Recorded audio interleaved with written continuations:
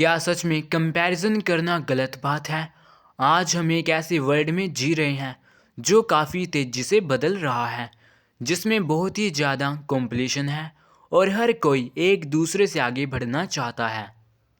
ऐसे fastest growing world में बहुत से ऐसे लोग भी हैं जो अपने सालों की सीखी हुई मेहनत पर एक ऐसी चीज़ का जहर घोल देते हैं जो उनके सारे स्किल्स, सारी एबिलिटीज़, उनके सारे टैलेंट्स को ऐसे बर्बाद कर देती है जैसे कि वह चीज़ उनके पास कभी थी ही नहीं। क्या आपको पता है वह क्या है? वह है कंपैरिजन। कंपैरिजन एक ऐसी चीज़ है जिससे हम खुद की काबिलियत, स्किल्स और टैलेंट्स पर शक करने लगते हैं। क्या सच में मैं उस काबिल हूँ? क्या मैं भी वह कर सकता हूँ? क्या मैं कभी उनकी तरह बन पाऊँगा? और ऐसे बहुत से कंपैरिजन हैं जो हम करते हैं। इंटरनेट पर बहुत सी ऐसी वीडियोस और ब्लॉग आर्टिकल मौजूद हैं और जिसमें यह बताया जा रहा है कि don't compare yourself to others. लेकिन यहाँ सवाल यह है कि कैसे? जब लोग, समाज, सोसाइटी और हमारे फैमिली फ्रेंड्स ही कंपैरिजन करना सिखाते हैं। हमें बचपन से ही लोगों के बीच में एक दूसरे की इनइक्वालिटी के आधार पर कंपैरिजन करते देखते आ रहे हैं। रिच को पुअर से, एजुकेटेड को इलिटरेट से, अपर कास्ट को लोअर कास्ट से, एंड सो ऑन। और जिस वजह से हमारी कंडीशनिंग भी ऐसी हो गई है जिसमें हमें लगता है कि किसी चीज़ को बेहतर या बेकार समझने का एक ही तरीका है, just compare what ever it is. लेकिन क्या आपको पता है जब हम दूसरों से अपनी तुलना करते हैं तो क्या होता है? जब भी हम किसी को देखकर अपना कंपैरिजन करते हैं तो हम यह नहीं देख पाते कि हमारे पास क्या स्किल्स और एबिलिटीज़ हैं, हमने अभी तक क्या क्या अचीव किया है और हम किसी चीज़ को पाने के लिए कितनी मेहनत कर सकते हैं। हमें यह सारी चीज़ें भूलकर केवल एक ही बात नज़र आती है, वह हमसे कितना बेहतर है। शायद हम उनकी तरह नहीं बन सकते, हो सकता है कि वह लोग हमसे अलग होते हों, और ऐसे बहुत सी चीज़ें जिससे हम खुद पर शक करते हैं, निराश होते हैं। लेकिन हमारे मन में यह बिल्कुल भी ख्याल नहीं आता कि जिसे देखकर हम अपनी काबिलियत पर शक कर रहे हैं, अगर वह इंसान भी खुद की तुलना किसी ऐसे इंसान से करने लगे जो उससे बेहतर हो, तो वह भी अपनी नज़रों में वही महसूस करेगा जो हम उसे देखकर कर रहे हैं, और जो हमारी नज़रों में हीरो था वो खुद की नज़रों में जीरो फील करेगा। तो हम दूसरों से अपनी तुलना क्यों करते हैं? जब भी हम अपना कंपैरिजन दूसरों से करते हैं तो उसके पीछे 3 फिजियोलॉजिकल रीज़न होते हैं। Number 1 desire, number 2 inequality thinking, number 3 self esteem reality. Desire में हम जब भी कोई कंपैरिजन करते हैं तो जो कुछ भी हमारे पास प्रेजेंट टाइम में है वह सब पता होने के बाद भी हम उसे इग्नोर करने लगते हैं। हमें कोई फ़र्क नहीं पड़ता कि हमारे पास क्या क्या है, हमने क्या अचीव किया है। हम यह सोचते हैं कि आई विश कि मेरे पास इस बाइक की जगह पर एक कार होती, आई विश कि मेरे पास जॉब की जगह पर मेरा खुद का बिजनेस होता, आई विश कि इस होम मील फूड के अलावा अच्छे फूड्स मिल पाते। पर इस कंपैरिजन में हम यह भी सोच नहीं पाते कि जो भी अभी हमारे पास है, जो हमें बड़ी आसानी से मिल गया है, वह चीज़ कुछ लोगों के लिए उस लायक भी नहीं होती। वह कई किलोमीटर पैदल चलकर घंटों मेहनत इसलिए करते हैं ताकि उन्हें खाने को मिल सके। इसलिए आपको यह नहीं सोचना चाहिए कि आई विश कि मेरे पास यह होता, आई विश कि मेरे पास वह होता। आपको यह सोचना चाहिए कि मैं कैसे उन सभी चीज़ों तक पहुंच सकूं और उसे पा सकूं। इनइक्वालिटी थिंकिंग, यह कंपैरिजन हम तब करते हैं जब हमें कोई चीज़ अनफेयर लगने लगती है जिसमें मोस्टली हमारे इमोशन होते हैं, जैसे कि लव, अटेंशन, अथॉरिटी, फेयरनेस इत्यादि। यह कंपैरिजन फीलिंग से जुड़े होते हैं, इसलिए इंसानों के साथ साथ कई बार जानवरों को भी करते देखा गया है। और इस चीज़ को देखने के लिए 2 बंदरों पर एक एक्सपेरिमेंट भी किया गया था, जो कि वह दोनों बंदर एक दूसरे को जानते थे।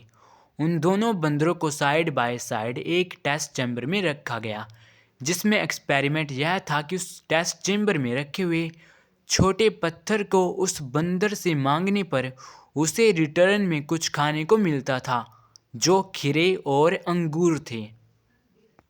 और जिसमें यह देखा गया कि जब पहले बंदर को एक छोटे पत्थर के बदले में खीरे का पहला टुकड़ा दिया गया तो उसे कोई दिक्कत नहीं थी, वह बड़े मज़े से खा गया। लेकिन जब दूसरे वाले बंदर को उस छोटे पत्थर के बदले अंगूर का एक पीस दिया गया जो खीरे के मुकाबले काफ़ी स्वादिष्ट होता है, तो पहले वाला बंदर उसे देखकर चकित हो गया। उसे लगा कि अब मुझे भी उस पत्थर के बदले खाने को अंगूर दिया जाएगा। लेकिन जब उसे फिर से खीरे का टुकड़ा दिया गया तो उसने उस खीरे को फेंक दिया। तो इसे देखकर पता चलता है कि कुछ चीज़ें हमारे अंदर बाय नेचर ही डेवलप होती हैं। सेल्फ एस्टीम रियलिटी, यह कंपैरिजन हमारे इनर सेल्फ से आती है, जिसे हम समझ तो पाते हैं ऐसा क्यों हो रहा है, लेकिन उस पर हमारा कोई कंट्रोल नहीं रहता, और जिस वजह से हम बहुत लो फील करते हैं, क्योंकि यह रियलिटी से जुड़ा होता है और हम रियलिटी को चाहकर भी इनकार नहीं कर सकते। अगर कोई व्यक्ति आपसे किसी काम में बहुत अच्छा है, पब्लिक स्पीकिंग में बहुत अच्छा है, जहां आप जॉब करते हो उस फील्ड में बहुत अच्छा है, और ऐसे आप उन्हें देखकर खुद की तुलना करते हैं, तो जाहिर सी बात है आप बुरा ही फील करोगे, क्योंकि ऐसा हो सकता है कि आप सच में उस व्यक्ति जैसा काम ना कर पाओ, जिसके कई रीज़न हो सकते हैं। आपने कभी किसी काम को सीरियसली ना लिया हो, आपने कोई भी चीज़ सही से सीखी ही नहीं, या फिर आपने कभी पूरी कोशिश ही नहीं की।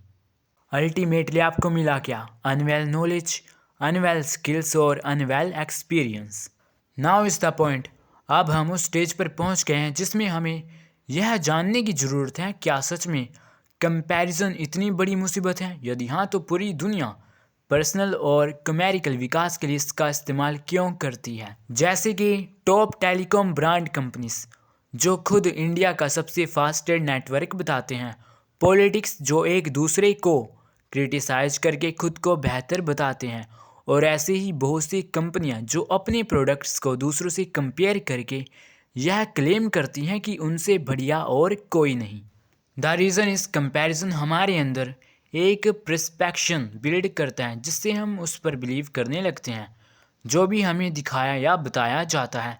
क्योंकि जब हम कोई चीज़ कंपैरिजन के प्रोस्पेक्टिव से देखते हैं या फिर सुनते हैं, तो हमारा ब्रेन उसे ईजिली एक्सेप्ट कर लेता है, क्योंकि बचपन से ही हमारी ऐसी कंडीशनिंग की गई है कि हम कोई भी चीज़ को केवल दो प्रोस्पेक्टिव से ही देखते हैं, जिससे हमें लगता है या तो कोई चीज़ सही हो सकती है या तो गलत, या तो कोई चीज़ सच हो सकती है या तो झूठ, या तो कोई चीज़ ब्लैक हो सकती है या तो वाइट, और इन्हीं दो प्रोस्पेक्टिव से सभी चीज़ों को मेज़र करने लगते हैं, जिसे एक बाइनरी थिंकिंग कहा जाता है, जो हमें किसी भी चीज़ को तीसरे एस्पेक्ट से देखने ही नहीं देती कि वह चीज़ एग्जिस्ट करती है या नहीं।